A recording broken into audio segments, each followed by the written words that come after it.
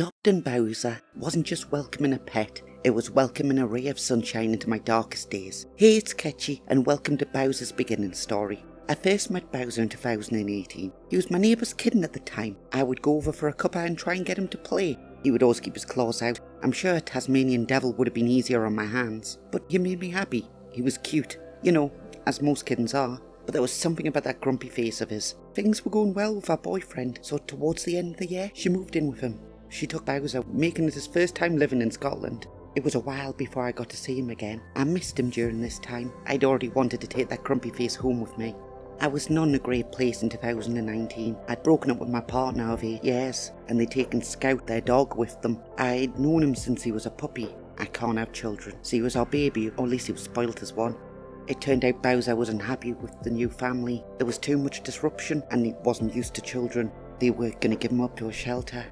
I couldn't bear the thought of Bowser being homeless, or worse. I cried when I heard and muddled over the possibilities of what could happen. I was lonely. All my friends from before the relationship had grown up and went their own ways. All my friends during the relationship were my ex's friends first. I was spending hours a day crying, cuddling my Eevee Teddy, feeling lost and forgotten. I remembered how happy Bowser had made me when we played, even if I needed a pair of mittens for them claws.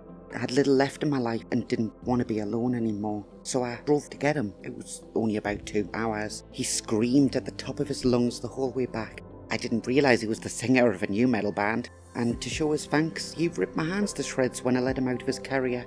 I really should have got the mittens. He was very wary of his new home and hid for a few days, only really coming out to eat. I worried I'd made a mistake, that he didn't like me, but with patience and a few treats, he warmed up to me. Like Batman, he started coming out of the shadows. When he first lay on me for cuddles and purred like a little motorboat, my heart fluttered. I was so low, and it was so nice to feel the warmth of a friend again. In that moment, I knew I wasn't alone anymore. He's been my ray of sunshine ever since. He comes running to me if I'm upset. While he might not always understand, he definitely knows how to cheer me up. He was my only friend for a while. I'd lost so much from that relationship. But now I had my little motorboat. I still call him that. My neighbour had always kept Bowser as a house cat. She'd suffered from agoraphobia and worried for his safety. He would sit on the windowsill for hours with wonder in his eyes for the outside world. I knew he longed for adventures in the crisp Northumberland air. The first few times I tried to let him out, he was flat to the floor, terrified. His tail just became a puffball. He would sit on the inside of the door, wide-eyed. I wondered about all the new smells in the outside air. All the new thoughts running through his head. A world without limitations of walls or doors. I would be on the outside trying to beckon him out, shaking his treats or calling his name. Bowser! He would give me that grumpy look. Are you crazy? It's so big out here. Eventually, he walked out onto the step. I was so proud of him. It was just one step outside, but it was a start. He sat beside me getting pets for a while. I tried to leave him outside alone, but nope, I had to be there. He sprinted after me, meowing. Why did you leave me there, Mummy?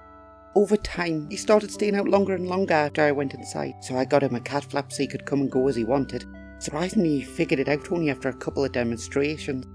I was expecting another training montage with all the effort I took to get him to go outside in the first place. I know 2020 was a bad year for most. It was one of my worst. At least until I started talking to someone online. Over time, they became a good friend and moved in. Bowser warmed up to them immediately and allowed them to give him cuddles. It was really nice to see someone be allowed other than me, especially someone who might be taking away some of their attention. But he didn't have to worry. He gets spoiled by 2 people now. And over time, that friend and I became partners. Jump ahead to 2022, and my partner had been joking about moving to Scotland for a couple of years at this point. And after a bad day, I genuinely asked them if they wanted to move. They said yes. So we started fixing up my house and put it on the market. Bowser was very confused to the layout changes and to the visitors to the house. But they kept giving him pets and treats. I'm amazed he didn't look like a balloon by the end of it. We found a house in the Highlands and were able to sell mine. However, there was one main issue. Bowser had to stay in the car for 9 hours to get there. And after the way he'd acted coming back from Scotland, I was expecting screaming and claws. Did I ever buy them mittens? But it was good as gold. He slept peacefully the whole time, to the point where I actually pulled over to make sure he was still alive. He'd been so quiet, I started to panic. Anyways, the new house had a cat flap. Bowser was clever, coming and going no problem. The main issue once we moved in was the sheep. They were everywhere around here and he'd never seen one before. He must have thought they were dogs at first. He'd freak out a little when they were near, turning into a ball of fuzz. After a few months though, he's a brave boy and knows he can scare them off if they get too close. First time he scared them, I didn't know what had gotten into him. My parents were here, so I think he was showing off. Grandma, look how brave I am. Well, he's the only domesticated cat around this beautiful valley, and he seems very happy his second time in Scotland. The main reason for this is so I don't lose the memories of this beautiful land and Bowser. He's not my pet, but a friend, a little goofball, my motorboat, my baby. I love him. Anyway, have you ever had a pet who helped you through a tough part in your life? Please comment below if so and tell me all about it. I'd love to hear. Until next time, bye.